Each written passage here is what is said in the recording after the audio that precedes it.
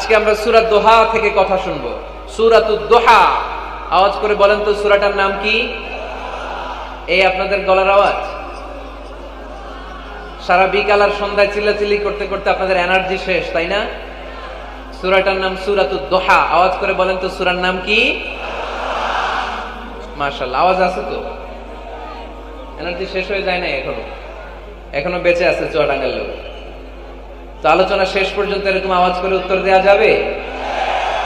মাশাআল্লাহ, এখন একেবারে ঠান্ডা। এবার আমরা প্রাণ খুলে কথা শুনবো কোরআনের। এই সূরাটা কোরআনের 93 নাম্বার সূরা। কত নাম্বার? এই সূরায় আয়াত আছে 11টা। কয়টা? এই সূরাটা মাক্কি সূরা। কি সূরা? মাশাআল্লাহ। আমি সবসময় বলি, যেহেতু লক্ষ লক্ষ মানুষের গ্যাদারিং, আমরা যদি ক্লাসের মতো করে প্রশ্ন করি, উত্তর করি, তাহলে আপনাদের মনে থাকবে, কিছু মেসেজ নিয়ে যেতে পারবেন। এজন্য কষ্ট হলেও শেষ পর্যন্ত উত্তর দেওয়া যাবে বাঘের বাচ্চার মতো চিল্লায়া ইনশাআল্লাহ। তাহলে আমি প্রশ্ন করি, উত্তর দেন। আওয়াজ করে বলেন তো সূরাটার নাম কি? কত নাম্বার সূরা? দেখি, এই সূরাটা একটা আশা জাগা নিয়ে সূরা। হতাশ ব্যক্তিদের জন্য এই সূরায় মেডিসিন আছে, প্রেসক্রিপশন আছে রেমেডি। এই সূরার সেন্ট্রাল থিম বা কেন্দ্রীয় আলোচ্য বিষয় হচ্ছে, মুমিন কখনো হতাশ হয় না, মুমিন কখনো নিরাশ হয় না, মুমিন কখনো হাল ছেড়ে দেয় না, মুমিন ভরসা রাখে একজনের উপর। চিল্লায় বলতে হবে, তিনি কে? লা তাইয়াসু মির রাউহিল্লাহ ইন্নাহু লা ইয়াইয়াসু মির রাউহিল্লাহি ইল্লাল কওমুল কাফিরুন। সাইয়েদনা ইয়াকুব আলাইহিস সালাম তার ছেলেদেরকে বলেছিলেন, কলিজার টুকরা, আমার বাছাধনেরা, আল্লাহর রহমত থেকে নিরাশ হয়ো না। আল্লাহর দয়া, কৃপা, করুণা, মার্সি, ব্লেসিংস এন্ড বাউন্টিজ থেকে নিরাশ হয়ো না। কাফেররা ছাড়া আল্লাহর রহমত থেকে কেউ নিরাশ হয় না। মুমিন কখনো আল্লাহর রহমত থেকে নিরাশ হয় না। হ্যাঁ, মুমিনের জীবনে বিপদ আসে, ক্রাইসিস আসে, সংকট আসে। বিপদ নাই, সমস্যা নাই, পেরেশানি নাই, এরকম জীবন কারো আছে? কেউ দাঁড়ায় বলতে পারবেন, হুজুর আমার জীবনে কোনো বিপদ নাই, কোনো সমস্যা নাই? কেউ বলতে পারবেন? বিপদ, পরীক্ষা আল্লাহ আমাদেরকে দেয় পরীক্ষা করবার জন্য, ঠিক না? বিপদ আল্লাহ আমাদেরকে দেয় আমাদের কোমরগুলোকে সোজা করবার জন্য, আমাদের পায়ের নিচের মাটিকে শক্ত করবার জন্য, প্রতিকূল পরিবেশে নিজের অবস্থানকে শক্তভাবে জানান দেওয়ার জন্য। চিল্লায় বলেন ঠিক না? এজন্য যারা হতাশ, যারা নিরাশ, যারা টেন্সড, ফ্রাস্ট্রেটেড পিপল, হতাশদের জন্য এই সূরায় আছে আশা, আশার বাণী, আলোর বাণী। কারণ দোহা মানে আলো। দোহা মানে কি? আলো কথাটা শুনতেই লাগে ভালো, ঠিক না? আলো বললেই কেমন ভাল লাগে না? কারণ আশার আলো, এটা সম্ভাবনার আলো। অন্ধকার দেখলে বাচ্চারা ভয় পায়, আলো দেখলে বাচ্চারা ভয় পায়। এজন্য আমরা অন্ধকার চাই না, আমরা চাই আলোর পথ। এই কোরআন এসেছে আমাদেরকে আলোকিত করতে, ঠিকই না? আল্লাহ রাসূল সাল্লাল্লাহু আলাইহি ওয়াসাল্লামের খুব মন খারাপ, তিনি খুব বিচলিত, তিনি খুব পেরেশান। আল্লাহ রাসূল সাল্লাল্লাহু আলাইহি ওয়াসাল্লামের পেরেশানি দূর করার জন্য সান্ত্বনার বাণী হিসেবে আল্লাহ তাআলা এই সূরাটা আল্লাহ রাসূলের জন্য ডেডিকেট করে নাজিল করেছেন। চিল্লায় পড়েন সুবহানাল্লাহ।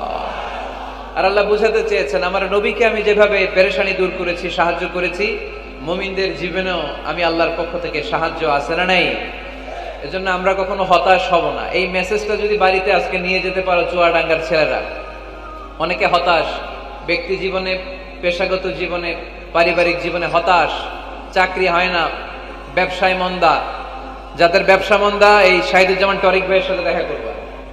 সফল ব্যবসায়ী, বাংলাদেশ কাঁপায়, এখন সিঙ্গাপুর কাঁপাইতেছে। তো তোমরা ওনাকে ধরবা টাইট করে, যে ভাই কিভাবে আপনি সফল হলেন, শোনান আপনার সফল হওয়ার গল্প।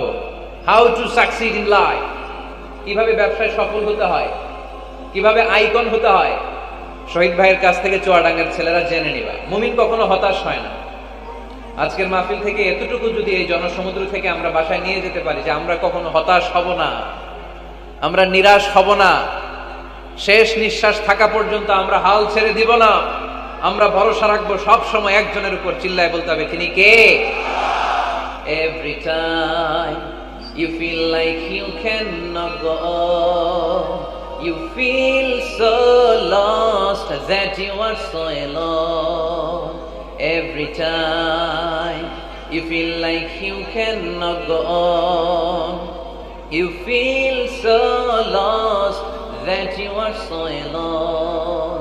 Don't despair and never lose hope, 'cause Allah is always by your side. Inshallah, পড়েন, Inshallah, Inshallah, you'll find your way. Inshallah, Inshallah, Inshallah, you will find your way.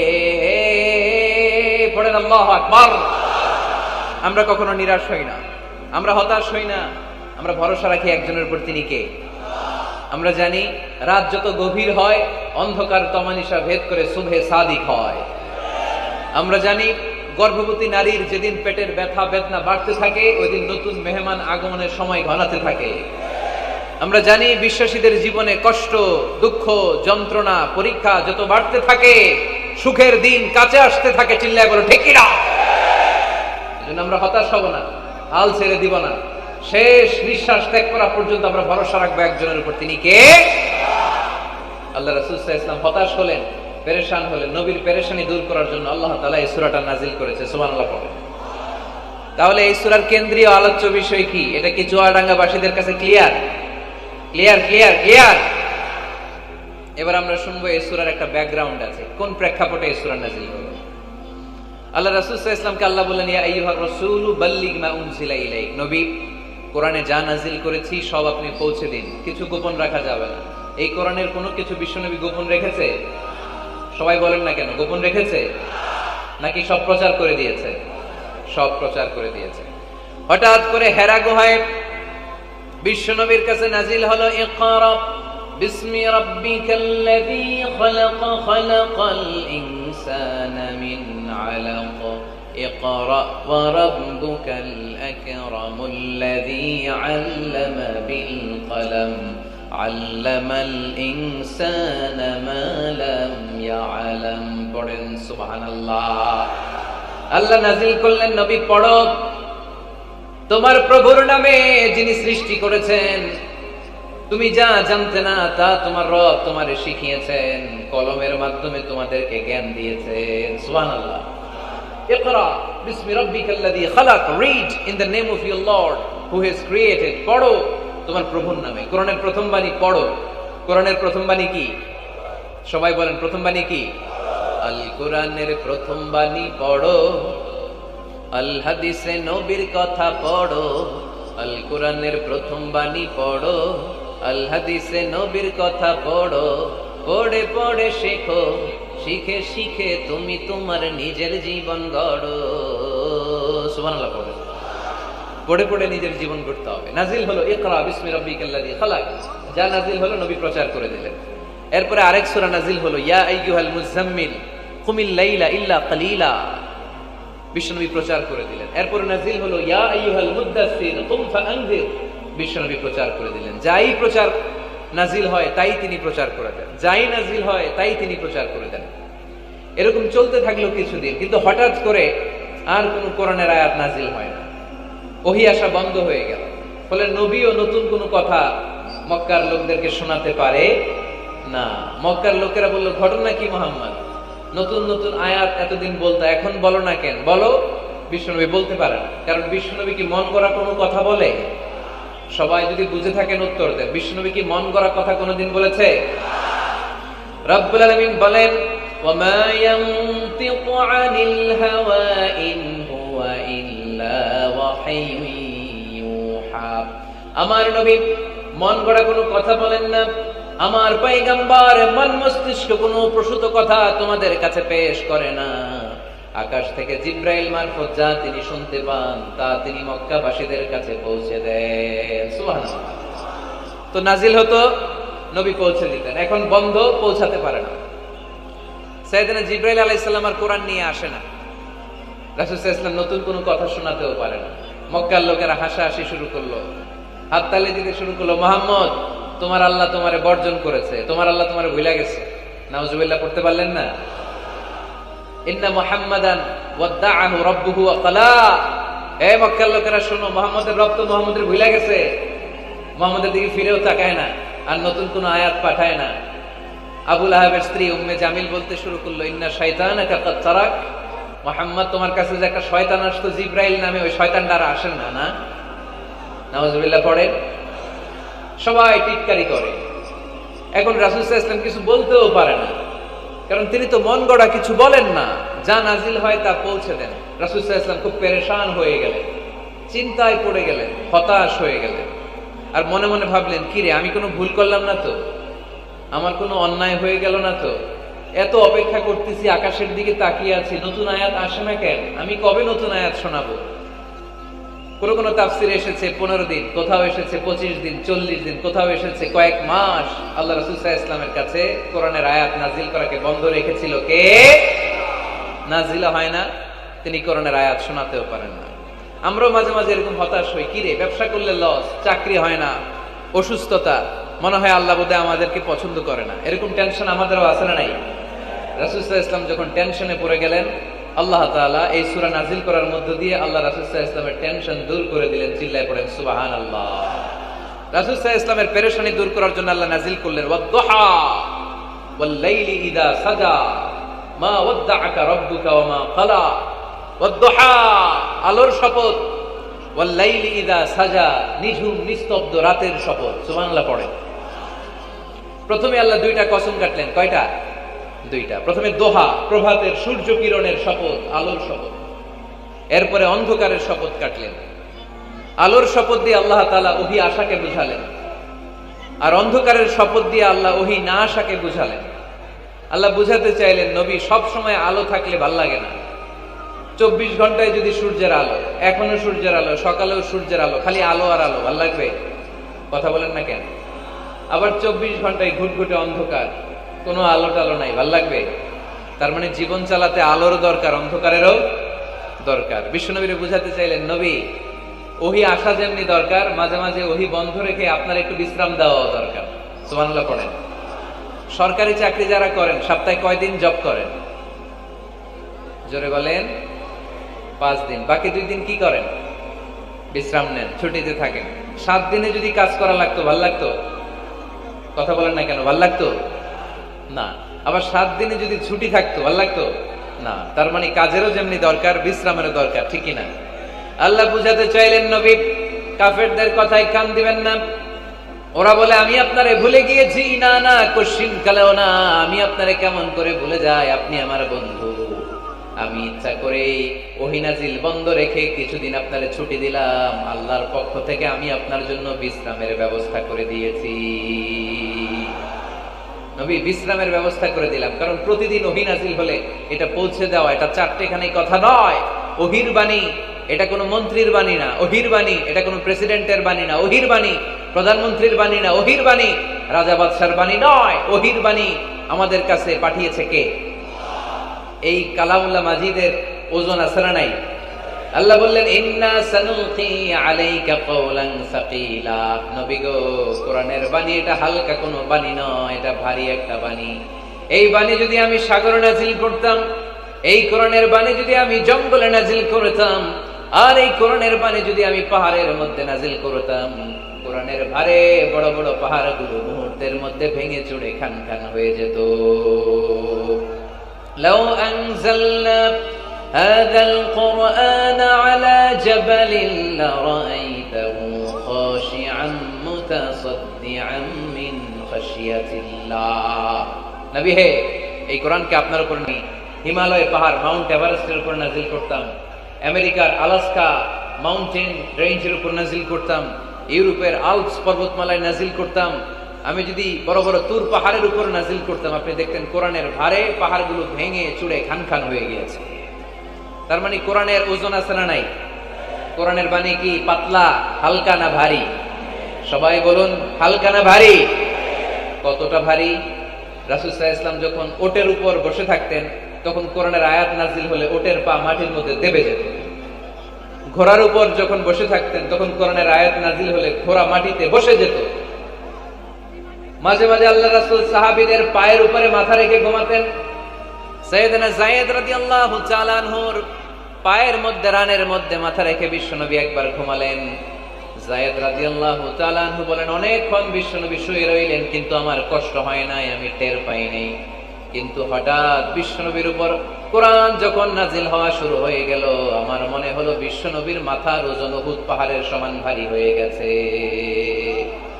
এতক্ষণ ধরে বিশ্বনবীর মাথার কোনো ওজন নাই, হঠাৎ যখন কোরআনের আয়াত নাজিল হতে লাগলো, দেখলাম বিশ্বনবীর মাথার ওজন এতটা বেড়ে গিয়েছে, আমার মনে হচ্ছে আমার পায়ের হাড় আর রান ফেটে মুহূর্তের মধ্যে খান খান হয়ে যাবে।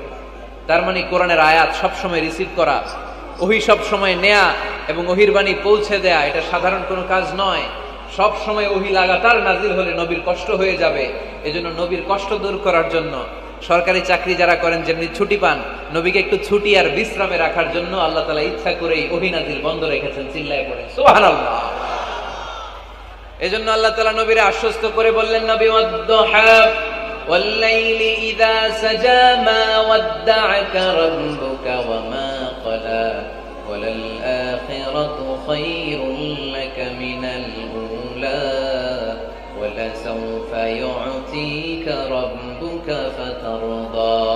পড়েন আল্লাহু আকবার। এই সূরার শুরুতে আল্লাহ শপথ কাটলেন দুইটা। কয়টা? সবাই বলেন, আরো জোরে বলতে হবে, কয়টা? তাহলে শপথের পর্ব শেষ। শপথ যখন শেষ, তারপরের তিনটি আয়াতে কনফার্মেশন। আল্লাহ তাআলা তার নবীকে কনফার্ম করেছেন যে নবী আমি আপনার সাথে আছি, নবী আমি আপনার সাথে আছি।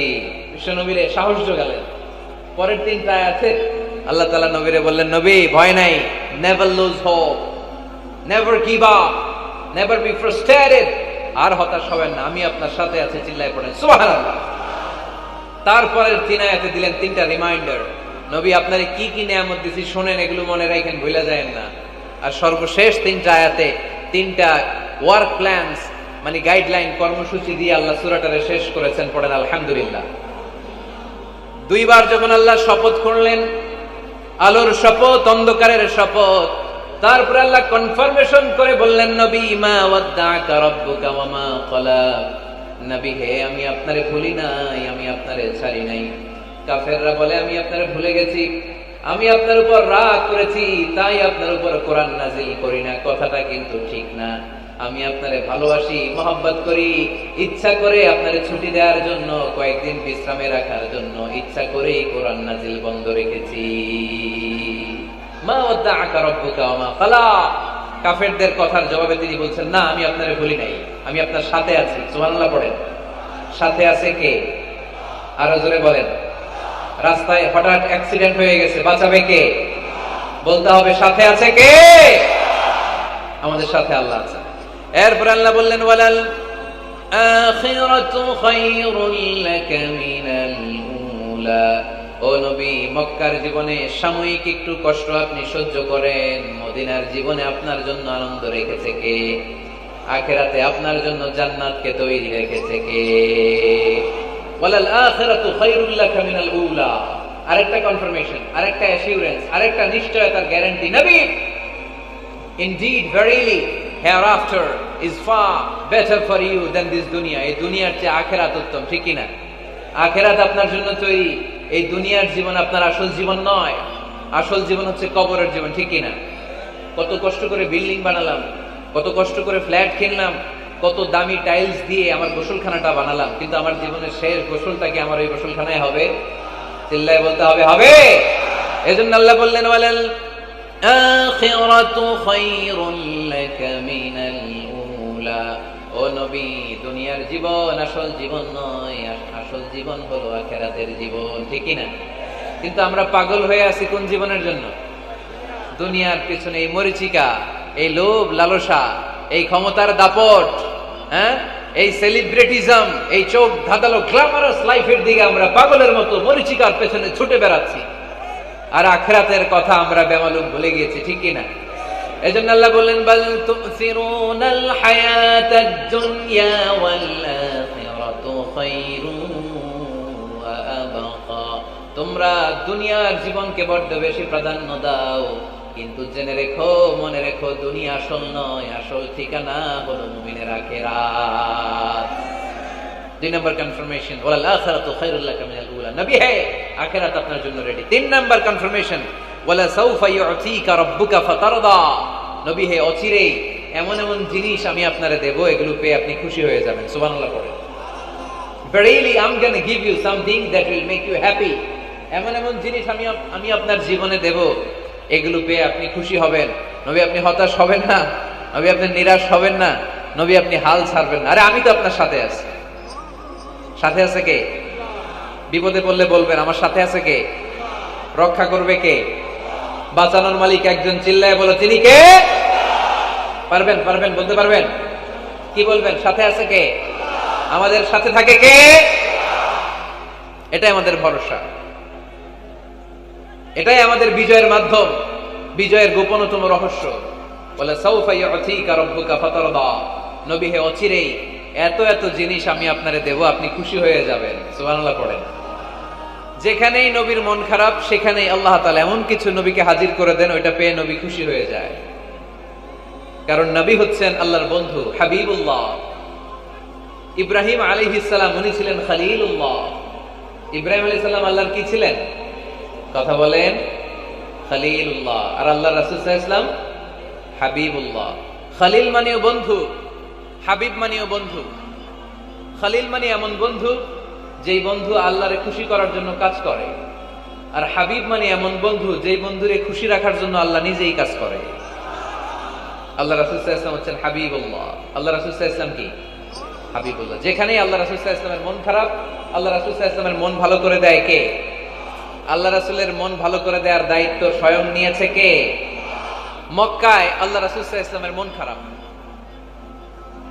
মক্কার দাওয়াতি কাজ বেগবান করার জন্য আল্লাহ রাসূল সাল্লাল্লাহু আলাইহি ওয়াসাল্লাম কেঁদে কেঁদে আল্লাহর কাছে দোয়া করলেন, আল্লাহ মক্কার দুইজনের একজন যেন কালিমা পড়ে মুসলমান হয়ে যায়। তাহাজ্জুদের নামাজ পড়ে চোখের পানি ছেড়ে ছেড়ে আল্লাহর কাছে দোয়া করলেন, আল্লাহ আল্লাহুম্মা আইজ্জাল ইসলাম বিআহাব্বির রাজুলাইনি ইনদাক। আল্লাহ মক্কার দুইজনের একজনকে আমি চাই, দুইজনের একজন।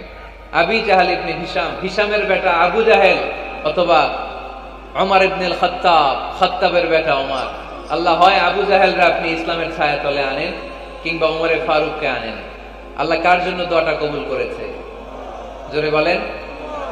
তার কয়েকদিন পরে বিষ্ণু ঈসা ইসলাম আরকাম ইবনে দারিল আরকামের ঘরে বসে লুকিয়ে লুকিয়ে দাওয়াত দিচ্ছিলেন। ইন দ্য মিন টাইম ওমরে ফারুক নাঙ্গা তরোয়ার নিয়ে বিশ্বনবীর মাথা কাটার জন্য ছুটে আসলেন। সাহাবারা বললেন, নবী আপনি পালান, নবী আপনি পালান, ওমরে ফারুক আপনাকে হত্যার জন্য ছুটে এসেছে। বিশ্বনবী বললেন, তোমরা সরে যাও, দরজাটা খুলে দাও। আমার তো মনে হচ্ছে ওই যে তাহাজ্জুদের রাতে আমি দোয়া করেছিলাম, আজকে ওই দোয়া আল্লাহ কবুল করতে শুরু করেছে। সাইয়েদনা ওমরে ফারুক তখনও কালিমা পড়েন নাই। দৌড়ে এসে আরকাম ইবনে আবিল আরকামের ঘরের ভেতরে ঢুকে তলোয়ারটা জমিনের মধ্যে রেখে দিয়ে আওয়াজ করে আঙ্গুল তুলে বলতে আরম্ভ করলেন, আশহাদু আল্লা ইলাহা ইল্লাল্লাহ ওয়া আশহাদু আন্না মুহাম্মাদার রাসূলুল্লাহ। সুবহানাল্লাহ পড়ে কালিমা পড়ে মুসলমান হয়ে গেছে। বিশ্বনবী খুশি হয়ে গেলেন। ওয়ালা সাউফা ইউতিকা রাব্বুকা ফাতারদা। নবী যখনই আপনার মন খারাপ, আপনার মনকে আমি ভালো করে দিব, আপনারে খুশি করে দিব। চিল্লায় পড়তে হবে আল্লাহু আকবার। বিশ্বনবীর মন খারাপ ছিল, হঠাৎ সাইয়েদনা ওমরে ফারুকের ইসলাম গ্রহণের মধ্য দিয়ে বিশ্বনবীর মন ভালো করে দিল কে? আল্লাহ মন ভালো করে দিলেন। এবার ওমরে ফারুক বললেন, ইয়া রাসূলুল্লাহ, এই যে কোরআনের বাণী আপনি প্রচার করেন, আলাইসাল কোরআনু কিতাবুন হক, কোরআন কি সত্য কিতাব নয়? আপনারা আওয়াজ করে বলেন তো, আমাদের কোরআন কি সত্য কিতাব নয়? ইসলাম কি সত্য ধর্ম নয়? আল্লাহ কি আমাদের সঠিক রব নয়? তিনটা প্রশ্ন করলেন বিশ্বনবীকে। আপনাদের মতোই বিশ্বনবী বললেন, হ্যাঁ কোরআনও সত্য, ইসলামও সত্য, আল্লাহও সত্য। এবার ওমরে ফারুক বললেন, ফাফিমাল ইখতিফা, নবী তাহলে লুকিয়ে লুকিয়ে দাওয়াত দেন কেন? লুকিয়ে লুকিয়ে ঘরের ভিতরে কোরআন পড়েন কেন? আজকে থেকে আমি ওমর আপনার সাথে আছি।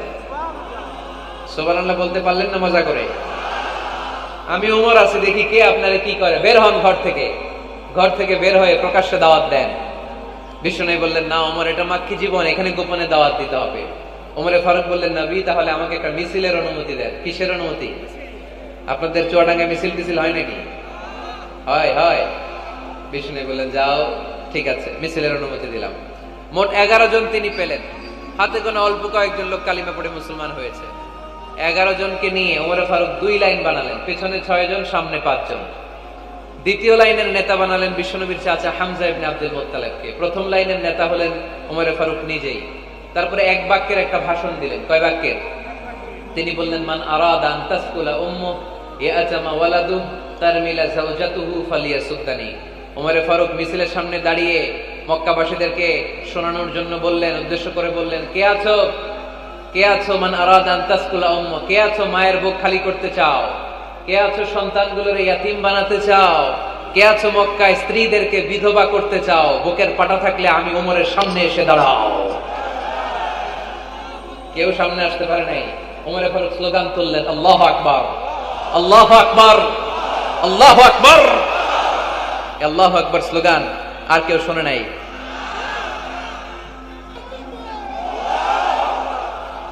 ওমরে ফারুক বললেন, কে আছো মায়ের বুক খালি করতে চাও, কে আছো সন্তানগুলোর ইয়াতিম বানাতে চাও, কে আছো স্ত্রীকে বিধবা বানাতে চাও, ফালিয়া সুদ্দানি, বুকের পাটা থাকলে সামনে এসে ঠেকাও। এই আল্লাহু আকবার স্লোগান শুরু করলেন। ওমরে ফারুক বললেন, কাবা ঘর যে ধরবো, কাবা ঘর ধরার আগ পর্যন্ত কেউ ওমরের মিছিল থামাতে পারবে। হঠাৎ মিছিল শুনে আবু জাহেল বের হয়ে এলো, উতবা, শাইবা, ওয়ালিদ ইবনে মুগীরা, সব নেতা খেতারা বের হয়ে আসলো। এসেই দেখে মিছিলের সামনে ওমর। মিছিলের সামনে কে? ওমরে ফারুককে দেখে সবগুলা দিছে দৌড়। মিছিল কেউ ঠেকাইতে পারে নাই। কাবার গিলাফ পর্যন্ত এই মিছিল চলেছে, চিল্লায় বলো আল্লাহু আকবার। ওমরে ফারুক এমন নেতা ছিলেন, শুধু আবু জাহেলই না, মুনাফিকরা ওমরে ফারুককে দেখলে ভয় পেত। এমনকি শয়তান, ইবলিস শয়তান ওমরে ফারুককে দেখলে আরেক রাস্তা দিয়ে হাঁটতো। আল্লাহ রাসূল বলতেন, মা সালাকা শাইতান সালিকান ফাজ্জান ইল্লা সালাকা ফাজ্জান গায়রা ফাজ্জিক। ওমর, শয়তান যদি তোমাকে এই রাস্তা দিয়ে আসতে দেখে, শয়তান এই রাস্তা রেখে দিয়ে আরেক রাস্তা দিয়ে হাঁটে। আবার আল্লাহ রাসূল সাল্লাল্লাহু আলাইহি ওয়াসাল্লাম বলেছেন, লা নাবিয়্যা বা'দি ওয়ালা রাসূলা, আমার পরে কোনো নবীও নাই, কোনো রাসূলও নাই, তবে লাউ কানা বা'দি নাবিয়্যুন লাকানা উমর, আমার পরে যদি নবী হওয়ার যোগ্যতা কারো থাকে, আমার সাহাবী ওমরের সেই যোগ্যতা আছে। পড়েন সুবহানাল্লাহ। প্রভু তুমি বলেছো রাসূল দেবে না, বলনি দেবে না ওমর, বলনি দেবে না হামজা তারি, খালিদ বিজয় সমর। প্রভু তুমি বলেছো রাসূল দেবে না, বলনি দেবে না ওমর, বলনি দেবে না হামজা তারি, খালিদ বিজয় সমর। প্রভু তুমি বলেছো রাসূল দেবে না। সুবহানাল্লাহ পড়েন। ওমরে ফারুক, ওরকম একটা ওমরের দরকার বাংলাদেশে, চিল্লায় বলেন ঠিক কিনা? এক লোক তার স্ত্রীকে 100 তালাক দিল। কয় তালাক? আরো জোরে বলেন। এবার স্ত্রী এসে বিচার দিল, ওমরে ফারুক, আমার স্বামী আমার 100 তালাক দিচ্ছে। ওমরে ফারুক বলেন, ঘটনা কি? তালাক দিবে 3 তালাক, তোমার স্বামী তোমার 100 তালাক দেয় কেন? স্বামীরে ডেকে নিয়ে আসো। ডেকে নিয়ে আসা হলো, জিজ্ঞেস করা হলো, কিরে কয় তালাক দিলি? কয় 100 তালাক। ওমরে ফারুক বললেন, তালাক দিবা 3টা, 100 তালাক দিলা কেন? স্বামী বলে, মেজাজ খুব গরম আছিল। মেজাজ, আমাদের মাঝে মাঝে মেজাজ গরম থাকে না? সব তালাক দিয়া ফেলায়, তুই তালাক, তোর মাও তালাক। কত বড় ডাকাইত, বউরেও তালাক দেয়, শাশুড়িরও তালাক মারে। আছে না নাই? আলহামদুলিল্লাহ চুয়াডাঙ্গা এরকম নাই। ওমরে ফারুক বললেন, দিবা 3 তালাক, 100 তালাক দিলা কেন? সে বলে, ওমরে ফারুক মেজাজ গরম ছিল। ওমরে ফারুক বললেন, তাই মেজাজ গরম ছিল, ঠিক আছে আমি বিচার করতেছি। 3 তালাকে তোর বউ তালাক, বাকি 97 তালাক তোর পিঠের উপরে পড়বে। এরকম বিচার যদি বাংলার জমিনে থাকতো, কেউ আর এরকম ইসলামের কোন বিষয় নিয়ে কথা বলার, ধৃষ্টতা দেখানোর সাহস পেত? কোরআনকে গালি দেওয়ার সাহস পেত? আমার নবীর নামে কার্টুন বানানোর সাহস পেত? আমার নবীকে নিয়ে ফিল্ম বানানোর সাহস পেত? বিশ্ব নবীকে গালি দেওয়ার সাহস পেত? ইসলাম নিয়ে কটু কথা বলার সাহস পেত? আমরা সব বিষয়ে কথা শুনতে রাজি। আমার নবীরে গালি দিলে খবর আছে না নাই? আমার নবীর দিকে যদি কেউ বা হাত তুলে তাকায়, ওই বা হাত কেমন করে ভেঙে দিতে হয় সেটাও আমরা জানি। চিল্লায় বলো ঠিক কিনা? ইসলামের বিরুদ্ধে যদি কথা বলে, ওইটা আমরা সহ্য করি না। চিল্লায় বলেন ঠিক কিনা? আমার নবীরে গালি দিলে, আমার কোরআনকে গালি দিলে, আমার আল্লাহরে গালি দিলে, আমার ইসলামকে গালি দিলে আমাদের কলিজায় আগুন ধরে কি ধরে না? নবীকে গালি দিলে কলিজায় আগুন লাগে, কোরআনকে গালি দিলে কলিজায় আগুন লাগে। কার কার কলিজায় আগুন লাগে হাত তুলে আল্লাহর দেখা। আমাদের এই উচ্ছ্বাস আল্লাহ রাসূলের ভালোবাসা, কোরআনের ভালোবাসা, ইসলামের ভালোবাসা, আল্লাহর জন্য ভালোবাসার এই উচ্ছ্বাস, এই সতেজতাকে আল্লাহ তুমি ইসলামের বিজয়ের জন্য কবুল করে নাও। আমরা একটা ওমরের অপেক্ষায়, চিল্লায় বলেন ঠিক কিনা? ওই ওমরের মতো একটা নেতা হলে বাংলাদেশ সোজা হয়ে যাবে, চিল্লায় বলেন ঠিক কিনা? ওই ইমাম মাহাদির অপেক্ষায় আমরা আছি। 7 বছরের ব্যবধানে, 9 বছরের ব্যবধানে গোটা বিশ্বকে সাম্য, মৈত্রী, ভালোবাসা দিয়ে তিনি এক করে ফেলবেন, চিল্লায় বলেন ঠিক কিনা? আমরা সেই ইমাম মাহাদির অপেক্ষায়। একজন ওমরই পারে গোটা বিশ্বটারে শান্তি, সাম্য, মানবতা আর ভ্রাতৃত্বের বন্ধনে অটুট রাখতে। সে ওমরে ফারুক যখন ইসলাম ধর্ম গ্রহণ করলেন, বিশ্বনবীর পেরেশানি দূর করে দিল কে? এজন্য আল্লাহ বললেন, ওয়ালা সাউফা ইউতিকা রাব্বুকা ফাতারদা। ও নবী, অচিরে এমন কিছু আমি আপনারে দান করব, এগুলো পেয়ে আপনি খুশি হয়ে যাবেন। সুবহানাল্লাহ পড়ে। যেখানে নবী পেরেশান, ওইখানে নবীর মন ভালো করে দেয় কে? মক্কা থেকে 80 কিলোমিটার দূরে তায়েফের ময়দান। যারা হজ উমরা করেছেন তারা জানেন, প্রায় 80 কিলোমিটার দূর এই তায়েফের ময়দানে বিশ্বনবী পাহাড়ি পথ পাড়ি দিয়ে দাওয়াত দিতে গেলেন। তায়েফের লোকেরা কি নবীর দাওয়াতে সাড়া দিয়েছে? নবীকে পাথর মেরেছে, ঠিক কিনা? রক্তাক্ত করেছে 3টা জায়গায়। কয় জায়গায়? বিশ্বনবীর চাইতে সুন্দর মানুষ পৃথিবীতে ছিল? বিশ্বনবীর চাইতে সুন্দর মানুষ বর্তমানে পৃথিবীতে আছে? আমার নবীর চাইতে সুন্দর কোন সুপুরুষ কিয়ামত পর্যন্ত দুনিয়ায় জন্মগ্রহণ করবে? সাদা ধবধবে স্বচ্ছ শুভ্র মানুষ, এত সুন্দর মানুষ যার নুরানি চেহারা দেখলে মানুষ কালিমা পড়ে মুসলমান হয়ে যেত। বিশ্বনবীর চেহারা দেখে কাফির মুশরিকেরা কালিমা পড়ে মুসলমান হতো। আমার নবীর চেহারার মতো সুন্দর শুভ্র সাবলীল মানুষ দুনিয়ার বুকে দ্বিতীয়টা ছিল না। আমার ওই পেয়ারা নবীর গায়ে পাথর মেরেছে তায়েফের ছেলেরা।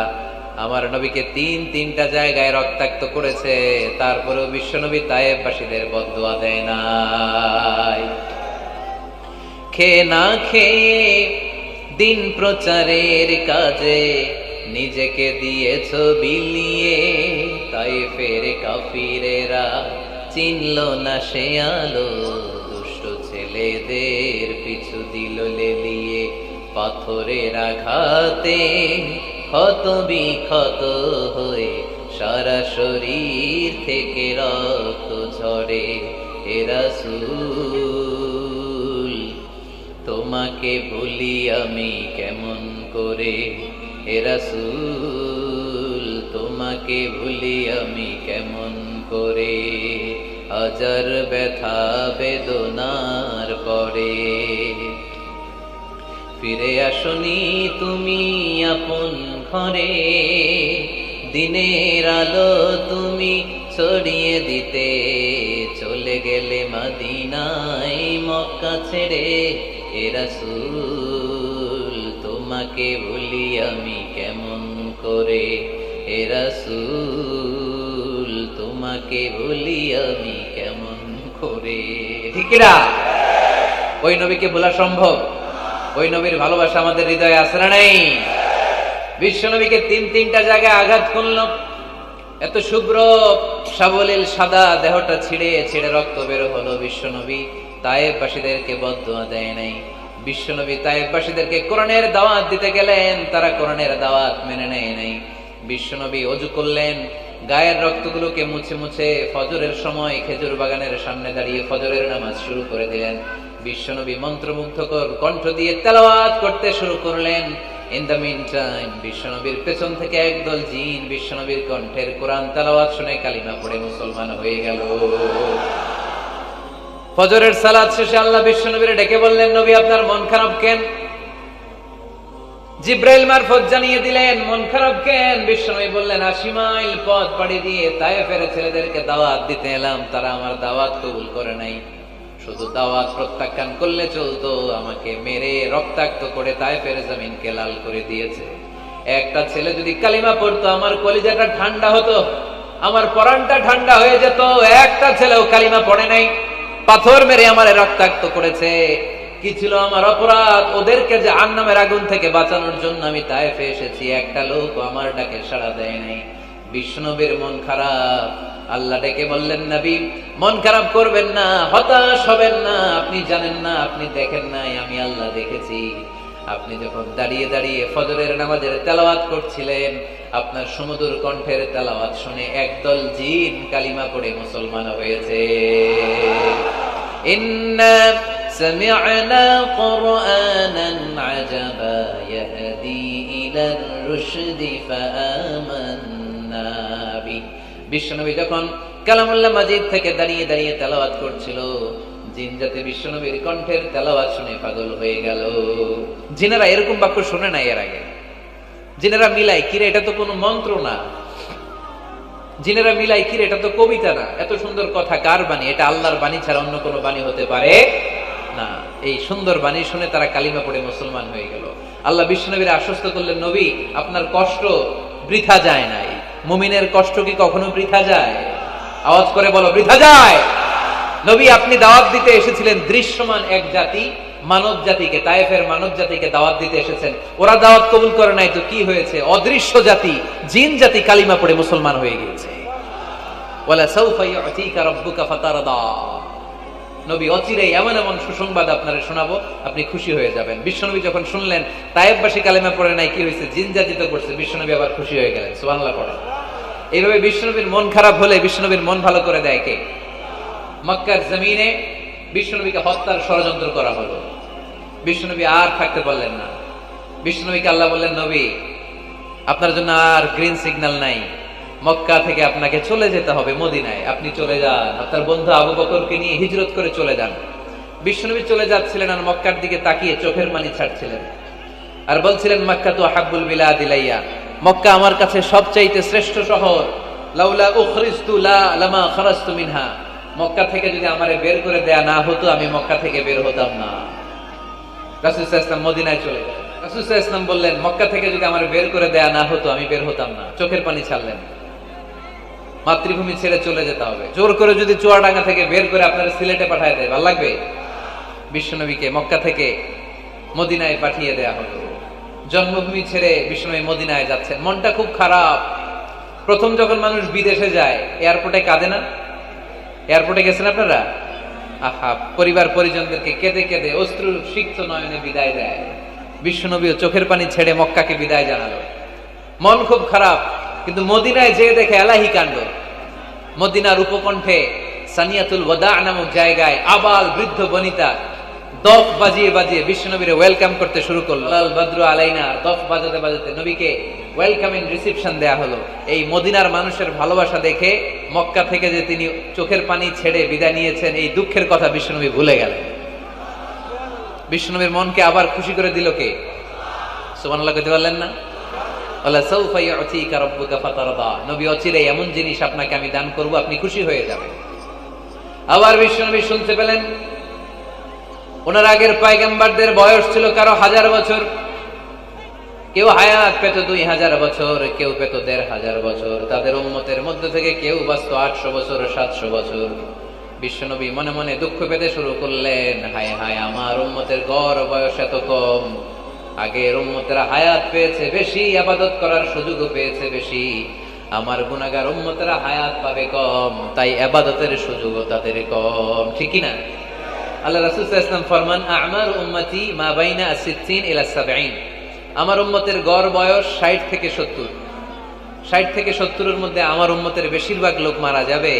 ওয়া আকাল্লুহুম মায়াজুযু যালিক, হাতে গোনা অল্প কয়েকজনই 70 এর বেশি হায়াত পাবে। আপনাদের চুয়াডাঙ্গার কি অবস্থা? কত হায়াত পায় মানুষ? 80 বছর বয়স পেয়েছেন এরকম কেউ আছে নাকি আজকের মাহফিলে?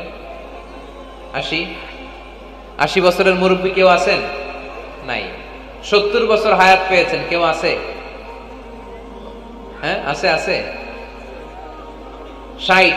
60 বছর বয়স আছে? 60 বছর আছেন। 50 আছে কার কার? দেখি 50। তরিক ভাইয়ের বয়স কত? শহীদ ভাইয়ের বয়স কত চলে? 50। মাশাআল্লাহ, আরো 50 বছর আল্লাহ বাঁচায় রাখুন। সবাই পড়ি আমিন। তো রাসূল সাল্লাল্লাহু আলাইহি ওয়াসাল্লাম চিন্তিত হলেন, হায় রে, আগের উম্মতেরা হায়াত পাইতো 1000 বছর, 1500 বছর। আমার উম্মত 60 থেকে 70 এর মধ্যে সব মরে যাবে। ওরা ইবাদত করার সুযোগ পেয়েছে বেশি, আমার উম্মতের কি হবে? সুবহানাল্লাহ কইবেন না? কি দরদ আমাদের জন্য, কি মায়ার নবী, কি দয়ার নবী। আমার নবীর চাইতে দয়ালু মানুষ পৃথিবীতে ছিল? আমার নবীর চাইতে বিশ্বস্ত মানুষ পৃথিবীতে আছে? আহমদ বড় বিশ্বস্ত, সে কোন বন্ধু বলো বেশি বিশ্বস্ত, সে কোন বন্ধু বলো বেশি বিশ্বস্ত, কার কাছে মন খুলে দেয়া যায়, কার কাছে প্রাণ খুলে দেয়া যায়, হওয়া যায় অতি আশ্বস্ত, তার নাম আহমদ বড় বিশ্বস্ত। সুবহানাল্লাহ পড়েন। আমার নবীর চাইতে বিশ্বস্ত আর কেউ আছে? আমার নবীর চাইতে দিলদরিয়া আর কেউ আছে? আমার নবীর চাইতে দয়ালু কোন মানুষ পৃথিবীর জমিনে আছে? ওমা আরসালনাকা ইল্লা রাহমাতাল লিল আলামিন, I have sent you as a mercy for the entire universe. নবী হে, আমি গোটা বিশ্বের জন্য আপনাকে রহমত করে প্রেরণ করেছি। চিল্লায় পড়েন সুবহানাল্লাহ। আবার বিশ্ব নবী ফরমান, লিকুল্লি নবীন দাওয়া মুস্তাজাবা, দুনিয়ার সব নবীকে আল্লাহ একটা করে বিশেষ দোয়া করার সুযোগ দিয়েছে। এই দোয়াটা করার সাথে সাথে এই দোয়াটা আল্লাহ কবুল করে নিয়েছে। আর দুনিয়ার বুকে যত নবী এসেছিল সব নবীরা তাদের দোয়াটা দুনিয়ায় শেষ করে ফেলেছে। ওয়া ইন্নী আখতাবিউ দাওয়াতি শাফাআতান লিউম্মতি ইয়াউমাল কিয়ামা, কিন্তু আমি আমার স্পেশাল দোয়াটা দুনিয়ার বুকে করি নাই, আমি কিয়ামতের দিন আমার উম্মতদেরকে সুপারিশ করার জন্য স্পেশাল দোয়াটা রেখে দিয়েছি। আমার নবী দোয়াটা রেখে দিয়েছে আমার জন্য, আপনার জন্য, আমাদের জন্য। বিশ্বনবী দোয়াটা করে নাই। সব নবী আল্লাহর পক্ষ থেকে কয়টা দোয়া পাইছে স্পেশাল? সবাই বলেন না? একটা। ওই দোয়া করার সাথে সাথেই কবুল হবে, একটা করে দোয়া। সব নবীরা ওই দোয়াটা দুনিয়াতেই করেছে, কোন নবী বাকি নাই। সব নবী দোয়াটা দুনিয়াতেই কাজে লাগিয়ে ফেলেছে, আমার নবী ছাড়া। আমার নবী কি দোয়াটা দুনিয়াতে করছে? দুনিয়ায় বিশ্বনবী বিপদে পড়েন নাই, ওই দোয়াটা করলেই বিপদ থেকে মুক্তি পেতেন। কিন্তু আমার জন্য, আপনার জন্য, আমাদের জন্য রেখে দিয়েছেন। কিয়ামতের দিন আমরা যখন বিপদে পড়ে যাব, আমাদেরকে বিপদ থেকে উদ্ধার করার জন্য বিশ্বনবী ওই দোয়াটা করে আমাদেরকে উদ্ধার করবে। চিল্লায় করুন সুবহানাল্লাহ।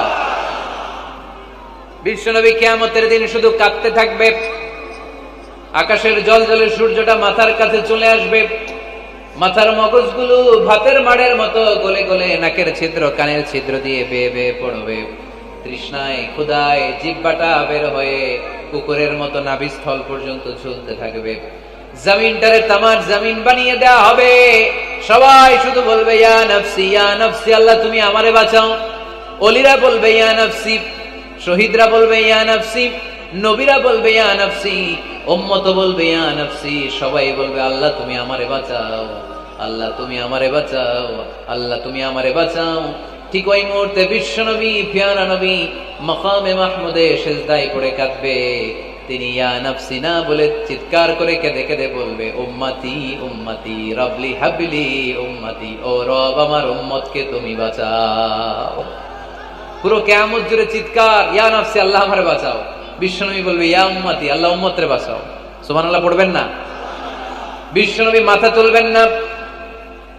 রব্বুল আলামিন সাইয়েদনা জিবরাইল আলাইহিস সালামকে পাঠাবেন, জিবরাইল যাও নবীকে জিজ্ঞেস করো ইয়া নবী আল্লাহি মা ইউবকি, কেন আপনি কাঁদেন?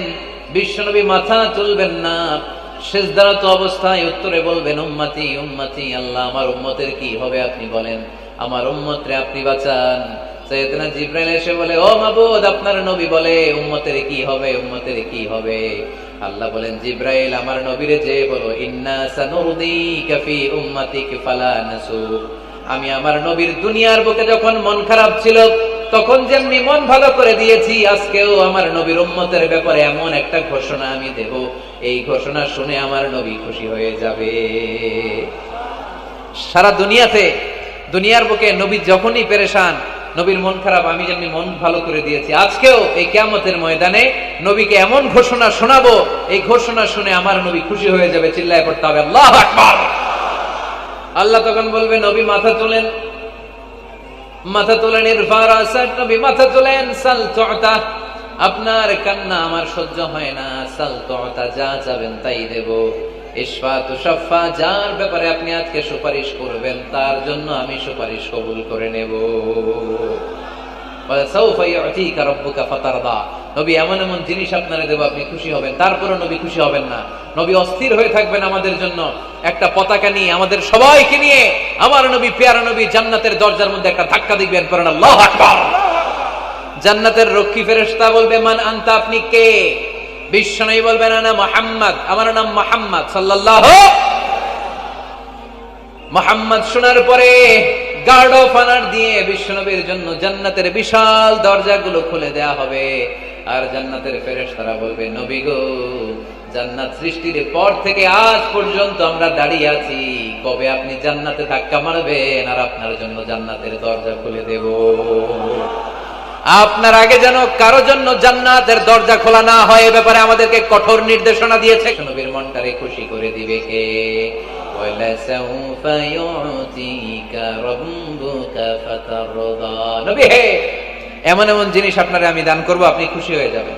তার মানে মন খারাপ হলে নবীর মন ভালো করে কে? জোরে বলতে হবে। আপনারা ঘুমায় গেছেন, ঘুম ধরছে, কষ্ট হচ্ছে, ঝিমায়ে পড়েছে মুসলমান, চিল্লায় পড়েন লিল্লাহি তাকবীর, লিল্লাহি তাকবীর, লিল্লাহি তাকবীর। এরপরে নবীর আল্লাহ স্মরণ করায় দিচ্ছেন আলাম ইয়াজিদিকা ইয়াতীমান ফাআওয়া ওয়া ওয়াজাদাকা দাল্লান ফাহাদা, নবী গো আমি কি আপনার ইয়াতীম পাই নাই, তারপরে আমি কি আপনার লালন পালনের ব্যবস্থা করি নাই? সুবহানাল্লাহ পড়েন। আমার নবী ইয়াতীম হয়ে বড় হয়েছে, জানেন? ইয়াতীম হয়ে লালিত পালিত হয়েছেন। তিনি যখন মায়ের পেটে বিশ্বনবীর বাবাকে নিয়ে গিয়ে তুলে নিয়েছে কে? 6 বছর বয়সে মাকে তুলে নিল কে? দাদা আব্দুল মুত্তালিবের কাছে লালিত পালিত হলেন। 8 বছর বয়সে দাদাকেও নিয়ে গেল কে? এরপরে ইয়াতীম নবী চাচার কাছে লালিত পালিত হলেন। সুবহানাল্লাহ পড়েন। এজন্য আল্লাহ বললেন আওয়া আলাম ইয়াজিদিকা ইয়াতীমান ফাআওয়া, নবী হে আমি কি আপনার ইয়াতীম পাই নাই, আর আপনারে কি আমি আপনার চাচার কাছে লালন পালনের ব্যবস্থা করে দেই নাই? তো এই ছোট্টবেলায় আপনি ইয়াতীম, আপনারা দেখার কেউ নাই, তখন যদি আমি আপনারা সাহায্য করতে পারি, ওই আল্লাহ এখনো আসিনা নাই? বিপদের কালে আমার নবীর সাহায্য করে উত্তরণের ব্যবস্থা করেছে যে মুসলমানদের এই ক্রান্তি লগ্নে মুসলমানদের সংকট দূর করার জন্য আমার আল্লাহর রহমত আজও আছে নাই? পরীক্ষা দিতে হবে, আমাদের পরীক্ষায় পাশ করতে হবে। ওয়ালা তাহিনু ওয়ালা তাহজানু ওয়া আনতুমুল আ'লাউনা ইন কুনতুম মুমিনিন, ভয় পেও না, নিরাশ হয়ো না, হতাশ হয়ো না, বিজয় তোমাদেরই হবে যদি মুমিন হও। চিল্লায় বলেন ঠিক কি না? আলাম ইয়াজিদিকা ইয়াতীমান ফাআওয়া, নবী আপনার ইয়াতীম হিসেবে পেয়েছি, তখন আপনারে আশ্রয় দিয়েছি। তারপরে আল্লাহ বললেন ওয়া ওয়াজাদাকা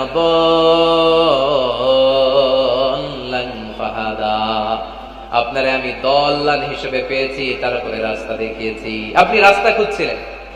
দল্লুন শব্দের অর্থ গোমরা, পথহারা, কিন্তু রাসূল সাল্লাল্লাহু আলাইহি ওয়াসাল্লামের ক্ষেত্রে এই অর্থ করা যাবে না। আমার নবী গোমরা ছিলেন না, আমার নবী পথভ্রষ্ট ছিলেন না।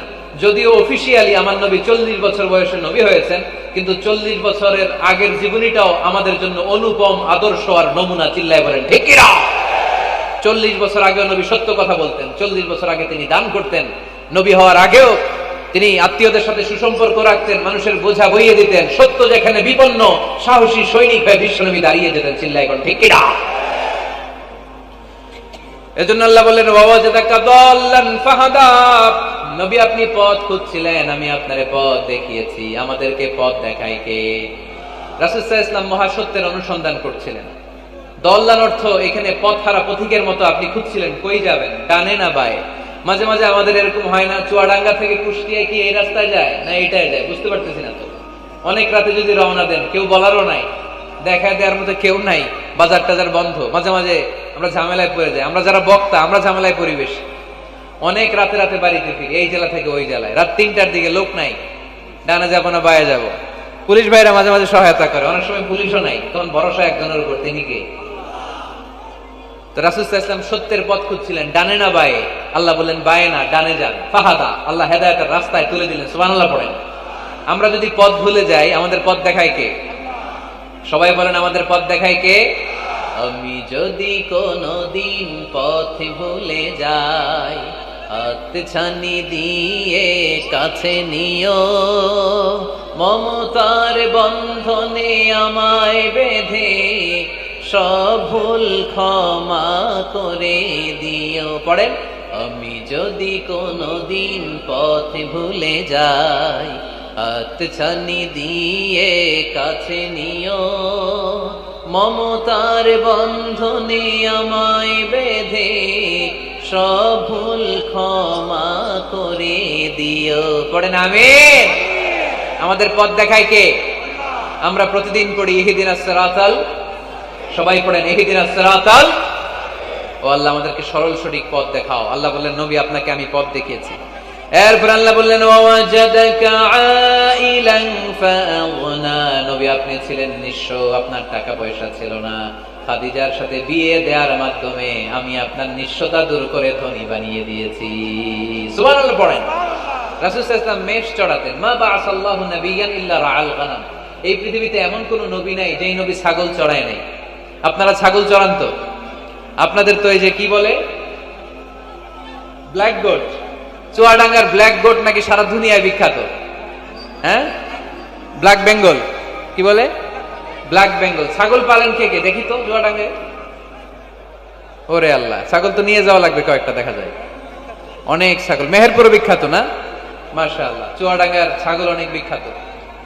তো সব নবীরা ছাগল ছড়িয়েছেন। বুখারীর বর্ণনা, মা বাআসাল্লাহু নাবিয়্যান ইল্লা রাআল গানাম, এই পৃথিবীতে এমন কোন নবী নাই যে নবী ছাগল চড়ায় নাই। বিশ্বনবী ছাগল চড়াতেন অল্প কিছু পারিশ্রমিকের বিনিময়ে। সুবহানাল্লাহ পড়েন। কারণ আমার নবী শিখিয়েছেন, পরিশ্রমে লজ্জা নেই, লজ্জা অলসতায়। ঠিক কিনা? পরিশ্রমে কোনো লজ্জা আছে? লজ্জা অলসতায়, ঠিক কিনা? রাসূল সাল্লাল্লাহু আলাইহি ওয়াসাল্লামের টাকা পয়সা ছিল না। আম্মাজান খাদিজাতুল কুবরা রাদিয়াল্লাহু তাআলা আনহার সাথে যখন বিয়ে হলো, বিয়ের পরে ধনাঢ্য মহিয়সী নারী বললেন, ইয়া রাসূলুল্লাহ, আমার সম্পদের দরকার নাই, আমি আপনারে পেয়েছি, আপনারে পেয়ে আমি খুশি। আমার সব সমুদয় সম্পত্তি আপনার পায়ের সামনে আমি ঢেলে দিলাম, আপনি ইচ্ছা মতো ইসলামের জন্য, ইসলাম প্রচারে এই সম্পদ ব্যয় করা শুরু করে দেন। সুবহানাল্লাহ পড়তে পারলেন না? ওয়াজাদাকা আইলান ফাআগনা, তাফসিরে এসেছে ফাআগনা বিখাদিজা, নবী আপনি ছিলেন নিঃস্ব, দরিদ্র, টাকা পয়সা ছিল না, খাদিজার সাথে বিয়ের মাধ্যমে আমি আপনার ধনী বানিয়ে দিলাম। তার মানে নবী আপনি ছিলেন ইয়াতীম, আপনার আমি লালন পালনের ব্যবস্থা করে দিলাম। আপনি পথ খুঁজছিলেন, কোন পথে আগাবেন, পথ দেখাইয়ে দিলাম। আপনি নিঃস্ব ছিলেন, আমি আপনার লালন পালনের ব্যবস্থা করে দিলাম, পথ দেখাইয়ে দিলাম। আপনার টাকা পয়সা ছিল না, খাদিজার সাথে বিয়ের মাধ্যমে ধনী বানিয়ে দিলাম। সুবহানাল্লাহ। নবীর মন খারাপ তো, নবীর মন ভালো করার চেষ্টা করতেছে। দেখেন বন্ধু বন্ধুর রাগ ভাঙায় কি করে। ও নবী আপনি রাগ করেন কেন? ওই যে আপনি ছোটবেলায় কষ্টে ছিলেন, আমি তো ঠিক করে দিলাম সব। ও নবী আপনি পথ খুঁজতেছিলেন, বিপদে ছিলেন, আমি তো পথ দেখাই দিলাম। টাকা ছিল না, বিয়ের পরে টাকার ব্যবস্থা করে দিলাম। তো আপনার টেনশন কিসের? টেনশন তো আমি আল্লাহ। চিল্লায় বলেন ঠিক কি না? মুমিন কখনো টেনশন করে না। মুমিন তার সব কিছু ন্যস্ত করে দেয় একজনের উপর, তিনি কে? এবার বিশ্বনবীকে 3টা কর্মসূচির ঘোষণা দিয়ে আল্লাহ সূরাটা শেষ করবেন। কর্মসূচি 3টা শুনতে মনে যায়? এই কর্মসূচি 3টা পকেটে করে বাড়িতে নেওয়া যাবে? উত্তর হয় নাই, আওয়াজ হয় নাই। এই 3 কর্মসূচি নিয়ে আজকে বাড়িতে ফিরতে যাই, পারা যাবে? কর্মসূচি নাম্বার 1, আল্লাহ বলেন ফাআম্মাল ইয়াতীমা ফালা তাকহার, ও নবী কখনো ইতিমদেরকে আপনি তাড়িয়ে দেবেন না। কর্মসূচি নাম্বার 1, ইতিমদের সাথে খারাপ আচরণ করবেন না। আপনাদের এলাকায় ইতিমখানা আছে নাকি? আছে? শরীফ ভাইয়ের মাদ্রাসায় আছে ইতিম? আছে? মাশাআল্লাহ। তো এই যে ইতিমদের সাথে খারাপ আচরণ করতে নিষেধ করেছে কে? ফাআম্মাল ইয়াতীমা ফালা তাকহার, নবী ইতিমদের সাথে খারাপ আচরণ করবেন না, কারণ আপনি নিজেই ইতিম ছিলেন। ঠিক কি না? ইতিমদের সাথে আমরা ভালো আচরণ করব। ইতিমকে ভালোবাসা মানে নবীকে ভালোবাসা, কারণ আমার নবী ইতিম হয়ে বড় হয়েছেন। চিল্লায় বলেন ঠিক কি না? যারা ইতিমকে ভালোবাসে তাদেরকে ভালোবাসে কে? বিশ্বনবী ইতিমদের লালন পালনকারীদেরকে এত ভালোবাসতেন, যারা ইতিমদেরকে যত্ন নেয়, যারা ইতিমদেরকে লালন পালন করে, তাদের উদ্দেশ্যে বিশ্বনবী বললেন আনা ওয়া কাফিলুল ইয়াতীমি কাহাতাইন, আনা ওয়া কাফিলুল ইয়াতীমি কাহাতাইন। আমার 2টা আঙ্গুল দেখা যায়, সবাই দেখতে পাচ্ছেন? এই 2টা আঙ্গুলের মাঝখানে কি খুব গ্যাপ আছে নাকি? বেশি নাই। বিশ্বনবী বললেন আনা ওয়া কাফিলুল ইয়াতীমি কাহাতাইন, আমি এবং ইতিমের লালন পালনকারী কিয়ামতের দিন প্রতিবেশীর মতো এইভাবে কাছাকাছি একসাথে থাকবো। এজন্য ইতিমদের সাথে ভালো আচরণ করবেন। ইতিমদেরকে ঘাড় ধাক্কা দিয়ে বের করে দিবেন না। অনেকে আছে ইতিমদেরকে ঘাড় ধাক্কা দিয়ে বের করে দেয়, আছে না? নেই? আছে না? আরাআইতাল্লাযী ইউকাযযিবু বিদ্দীন ফাযালিকাল্লাযী ইয়াদউল ইয়াতীম। কিছু লোক আছে যারা আখিরাতে বিশ্বাস করে না, জান্নাত জাহান্নামে বিশ্বাস করে না, তারা দ্বীনকে অস্বীকার করে, ইয়াতীমকে ঘাড় ধাক্কা দিয়ে বের করে দেয়। বিশ্বনবী ইয়াতীম হয়ে বড় হয়েছেন, তাই বিশ্বনবীকে প্রথম কর্মসূচি দিলেন ফাআম্মাল ইয়াতীমা ফালা তাকহার। নবী হে, কখনো ইয়াতীমকে ঘাড় ধাক্কা দিয়েন না, ইয়াতীমকে ধমক দিয়েন না, ইয়াতীমকে তাড়িয়ে দিবেন না। অনেকে আছে তাদের হৃদয় শক্ত, চোখ দিয়ে পানি নামে না, এরকম শক্ত হৃদয়ের মানুষ আছে না নাই? কান্না আসে না, হৃদয় নরম হয় না। এক সাহাবী এসে বললেন, ইয়া রাসূলুল্লাহ, আমার হৃদয়টা বড় শক্ত, আমার কলবটা বড় শক্ত, আমার চোখ দিয়ে পানি নামে না, আমার হৃদয়টা আমি নরম করতে চাই। কি করে নরম? হৃদয় নরম করতে চাও? ইরহামিল ইয়াতীম, ইয়াতীমের প্রতি রহম দিল হও। ওয়ামসাহ রাসা, ইয়াতীমের মাথায় হাত বুলিয়ে দাও। ওয়া আতঈমহু মিন তাআমি, তুমি যা খাবে ওখান থেকে ইয়াতীমরাও খাও। তালিনু কলবু, তোমার হৃদয়টারে নরম করে দিবে কে? ওয়া তুদরাকু হাজাতুক, তোমার মনের নেক মাকাসেদ পূরণ করে দিবে কে? এজন্য মাঝে মাঝে একটু ইয়াতীমখানায় যাবেন, ইয়াতীমদের সাথে বসবেন, ওদেরকে একটু সদকা করবেন, দান সদকা করবেন, ওদেরকে খাওয়াবেন, ওদের মাথায় হাত বুলিয়ে দিবেন, আপনার হৃদয়টারে নরম করে দিবে কে? বাংলাদেশে কিছু লোক আছে, এতিমরে আদর করা তো দূরের কথা, এতিমের মাল টাল খেয়ে সব সাবার করে দেয়, এরকম আছে না নাই? এতিমের সম্পদ খেয়ে ফেলে এরকম ডাকাইত আছে না নাই? ভাই মারা গিয়েছে, ভাতিজা আহা, মরার আগে ভাই তার আরেক ভাইকে সম্পদ দিয়ে গেল, আমার ছেলেটারে দেখো এতিম, ছেলের তো কিছু দেয় নাই, ভাতিজার জন্য তো কিছু রাখেই নাই, সব খেয়ে শেষ করে ফেলছে, এরকম আছে না নাই? আল্লাহ বললেন, খবরদার, এতিমের সম্পদ মেরে দিও না, এতিমের সম্পদ খেয়ে ফেলো না। যারা এতিমের সম্পদ অন্যায় ভাবে খাও, তারা পেটে এতিমের সম্পদ ঢুকাও নাই, জাহান্নামের আগুন পেটে ঢুকিয়েছো, ঠিক কি না? আল্লাযীনা ইয়াকুলুনা আমওয়ালাল ইয়াতামা যুলমান ইন্নামা ইয়াকুলুনা ফী বুতুনিহিম নারা ওয়া সায়াসলাউনা সাঈরা। যারা এতিমের সম্পদ অন্যায় ভাবে খায়, তারা এতিমের সম্পদ খায় নাই, খেয়েছে জাহান্নামের আগুন। কার কথা? আরো জোরে বলেন, কার কথা? এজন্য আমরা এতিমের সাথে খারাপ আচরণ করব না। চুয়াডাঙ্গার সম্পদশালী ভাইয়েরা এতিমের সাথে ভালো আচরণ করেন, এতিমের মাথায় হাত বুলিয়ে দেন, এতিমকে খাওয়ান। এতিমরে ভালোবাসা মানে আমার নবীরে ভালোবাসা, কারণ আমার নবী এতিম ছিলেন, ঠিক কি না? প্রথম কর্মসূচি এতিমদের যত্ন নিও। দ্বিতীয় কর্মসূচি ওয়া আম্মাস সাইলা ফালা তানহার। নবী হে, 2 নাম্বার কর্মসূচি, ভিক্ষুককে ধমক দিয়ে কখনো তাড়িয়ে দিও না। সুবহানাল্লাহ পড়েন। ভিক্ষুককে তাড়িয়ে দেয়া যাবে? দিতে না পারলে, আপনার কাছে না থাকলে ভদ্রভাবে বলবেন ভাই নাই, কিন্তু ধমক দিবেন কোনদিন? দরজায় এসে যদি দাঁড়ায়, কিছু টাকা দেন, কিছু চাইল দেন, 2টা ডিম দেন, ধমক দিবেন? ধমক দিবেন? আপনারা বাড়িওয়ালা বানিয়েছে কে? উত্তর দেন না কেন? বাড়িওয়ালা বানিয়েছে কে? ওকে ভিক্ষুক বানিয়েছে কে? ওকে বাড়িওয়ালা বানিয়ে আপনারও ভিক্ষুক বানাতে পারতো কে? গাড়ি দিয়ে আমরা রাস্তায় ছুটি, জ্যামের মাঝখানে যখন আটকায়, অনেকে এসে টাকা চায়, সুযোগ হইলে দিয়েন, ধমক দিয়েন না, মনে কষ্ট দিয়েন না, খবরদার। এতিমের মনে যদি কষ্ট লাগে, আপনার দুনিয়াও শেষ, আখিরাতও শেষ, ঠিক কি না? খবরদার। যারা ফরিয়াদি, যারা সাইল, যারা ভিক্ষুক, যারা হাত পাতে, তাদের সাথে খারাপ আচরণ করো না। নবী হে, তাদেরকে ধমক দিও না। তোমার গাড়ি যখন জ্যামের মধ্যে আটকে যায়, পথবঞ্চিত শিশুরা, পথ শিশুরা, সুবিধা বঞ্চিত শিশুরা গ্লাসের সামনে এসে নক করে, বলে স্যার 2টা টাকা দেন, কিছু খাবার দেন, কিছু খাই নাই, যদি পারেন দিয়ে দেন, ধমক দিয়েন না। কারণ ওরে পথ শিশু বানাইছে কে? রাস্তার ফকির বানাইছে কে? আপনাকে গাড়িতে বসে আরাম করার সুযোগ দিল কে? ওরে গাড়িতে বসানোর সুযোগ আল্লাহর রাস্তা না নাই? আর আপনারে ভাঙ্গা থালা হাতে দিয়ে রাস্তায় নামাইতে আল্লাহর কয় ঘন্টা লাগে? চিল্লায় বলো মুসলমান, কয় ঘন্টা লাগে? 1 সেকেন্ডও লাগে না। এজন্য ওয়া আম্মাল ইয়াতীমা ফালা তাকহার ওয়া আম্মাস সাইলা ফালা তানহার। এতিমকে গলা ধাক্কা দিয়ে বের করে দিও না, আর ফরিয়াদিকে তাড়িয়ে দিও না, খবরদার। সব শেষে আল্লাহ বললেন, ওয়া আম্মা বিনিআমাতি রাব্বিকা ফাহাদ্দিস। নবী হে, আল্লাহর যত নিয়ামত আপনি পেয়েছেন, নিয়ামতগুলোর বর্ণনা করে দেন। সুবহানাল্লাহ পড়েন। ওয়া আম্মা বিনিআমাতি রাব্বিকা ফাহাদ্দিস, আপনার রবের দেয়া নিয়ামতের বর্ণনা করেন। আল্লাহ যে নিয়ামত দিয়েছে এটা বর্ণনা করলে দোষ নাই। আল্লাহ আপনারে টাকা দিয়েছে, আপনি শুকরিয়া করেন আর বলেন আলহামদুলিল্লাহ, আল্লাহ দিয়েছে আমারে, এটাতে কোনো গুনাহ আছে?